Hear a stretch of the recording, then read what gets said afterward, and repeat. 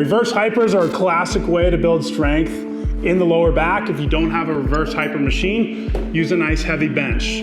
I like to sit with my pelvis right off the edge here, or at least my hip crease right on the edge. I hold onto the bench all the way to the top. Again, I have a pretty heavy bench here. Then I'm going to, with just one monkey feet, if you have two, good for you.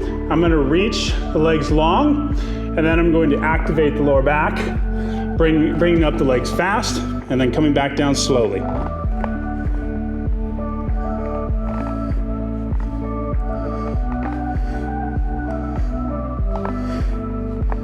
Exhaling on the lift, inhaling on the lower, going slow on the lower. I'm losing my tape, I'm all sweaty. And making sure that you're using little to no weight to start until you get comfortable with the motion, then you can start to add some weight. This is a really great exercise for the lower back. If you're experiencing a lot of lower back pain right now, then it may not be the best thing. Give it a try, see how you feel. If it feels great, keep doing it.